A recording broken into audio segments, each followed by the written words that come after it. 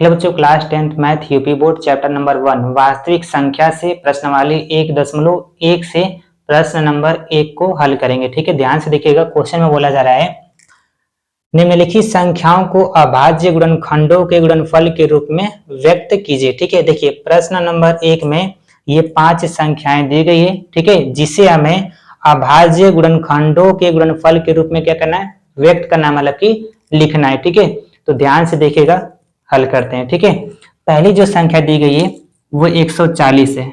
कितनी है? 140 है। ठीक है, तो हम लोग क्या करेंगे, सामने 140 का अभाज्य गुणनखंड निकालेंगे। ठीक है, तो ध्यान से देखिएगा, 140 का अभाज्य गुणनखंड करेंगे तो एक चीज याद रखिएगा, जिस संख्या के अंत में 0, 2, 4, 6 और 8 आता है वह संख्या 2 से कट जाती है। ठीक है, तो पहले देखिए इसके लास्ट में क्या है, 0 है, मतलब कि ये 2 से कटेगा। ठीक है, 2 से काटेंगे, 2 सते 14 और ये 0 उतर जाएगा। ठीक है, इसके अंत में 0 आ रहा है, मतलब कि ये भी 2 से कटेगा। ठीक, 2 से काटेंगे तो पहले 7 को काटते हैं, तो 2 तिहाई 6, बगल में करी जाएगा, 10 हो जाएगा, 2 पचे 10। ठीक है, फिर 5 से काटेंगे ये 7 बार में, और फिर 7 से काटेंगे 1 बार में। ठीक है, तो 140 का जब मैंने अभाज्य गुणनखंड किया तो 2, 2, 5 और 7 आ रहा है। ठीक है, अब इसको कैसे लिखेंगे, ध्यान से देखिएगा, 2 गुणे 2 गुणे 5 गुणे 7 है। ठीक है, अच्छा इसको मैं ऐसे भी तो लिख सकता हूँ ना, 2 कितनी बार आ रहा है, 2 बार आ रहा है, मतलब कि इसको लिख देंगे 2 के घाते 2 गुणे 5 गुणे 7। ठीक, ये हमारा क्या हो गया, आंसर हो गया। ठीक है, मैंने क्या किया, 140 को अभाज्य गुणनखंडों के गुणनफल के रूप में क्या किया, व्यक्त कर दिया। ठीक है, अब आते हैं दूसरे वाले पे, 156 दिया है। ठीक है, तो 156। ठीक है, तो हम लोग क्या करेंगे, सामने 156 का अभाज्य गुणनखंड निकालेंगे। ठीक है, तो 156 का अभाज्य गुणनखंड करते हैं।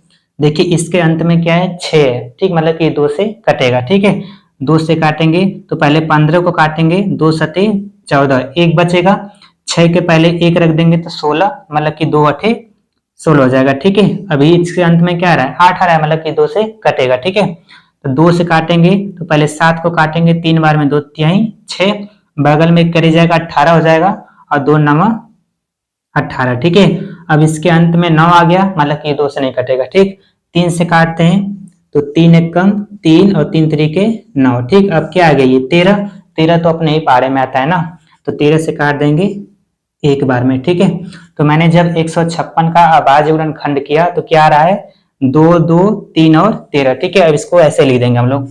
ठीक, 2 गुणे 2 गुणे 3 गुणे 13। ठीक है, इसको ऐसे भी तो लिख सकते हैं ना, 2 कितनी बार आ रहा है, 2 बार आ रहा है, मतलब कि 2 के घाते 2 गुणे 3 गुणे 13। ठीक है, ये हमारा क्या हो जाएगा, आंसर हो जाएगा। ठीक, अब आते हैं तीसरे वाले पे। ठीक, इसको मैं इरेज कर देता हूं। ठीक,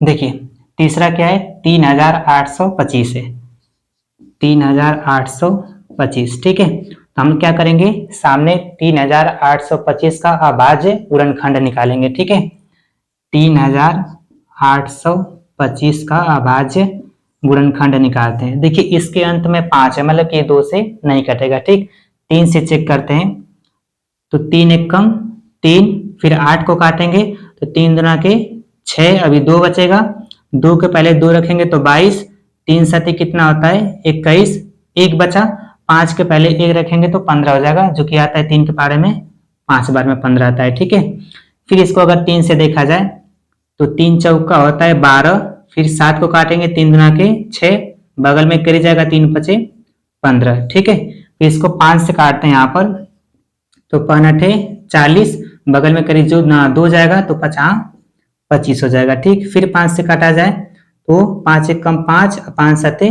35। ठीक है, फिर 17 से काट देंगे 1 बार में। ठीक, तो मैंने जब 3825 का अभाज्य गुणनखंड किया तो 3, 3, 5, 5 और 17 आ रहा है। ठीक है, अब कैसे लिखेंगे इसको, ध्यान से देखिएगा, तो 3 गुणे 3 गुणे 5 गुणे 5 गुणे 17। ठीक है, अब इसको कैसे लिखेंगे हम लोग, 3 कितनी बार आ रहा है, 2 बार आ रहा है। ठीक है, मतलब कि 3 के घाते 2 गुणे 5 भी कितनी बार है, 2 बार है, मतलब कि 5 के घाते 2 गुणे 17। ठीक है, ये गुणे का साइन है, ये हमारा क्या हो जाएगा, आंसर हो जाएगा। ठीक, अब चौथे वाले को देखते हैं। ठीक है, चौथा क्या है, 5005 दिया है। ठीक है, तो 5005 का अभाज्य गुणनखंड करते हैं। ठीक है, इसको इरेज कर लेते हैं यहाँ पे।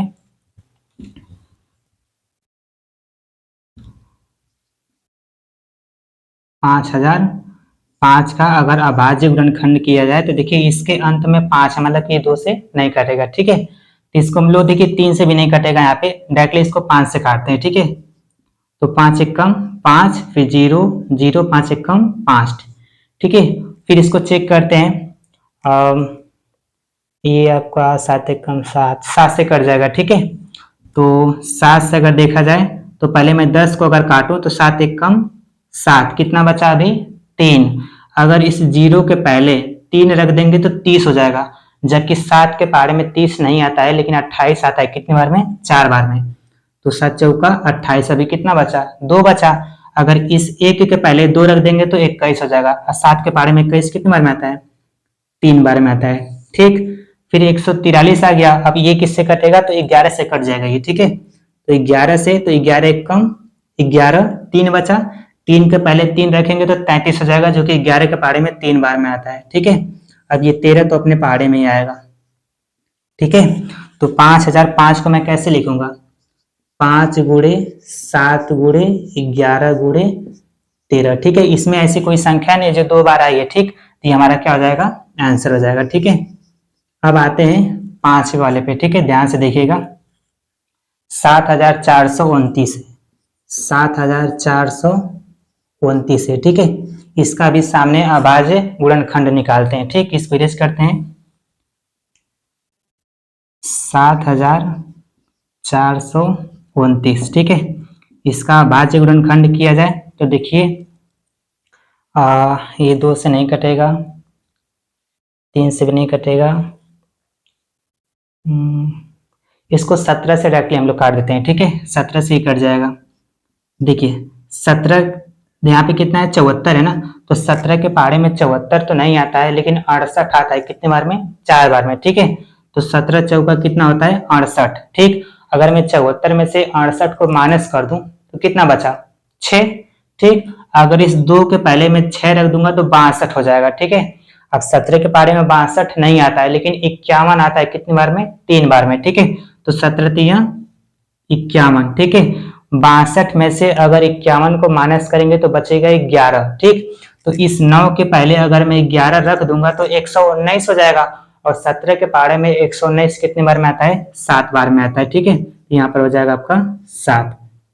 ठीक, अब ये किससे कटेगा, तो 7 3 10, 4 14, ये आपका कट जाएगा 19 से। ठीक है, आपका कटेगा किससे, 19 से। ठीक, तो 19 के देखिए 19 के पहाड़े में 43 नहीं आता है लेकिन 38 आता है। कितनी बार में, 2 बार में। ठीक है, तो 19 दुना के 38।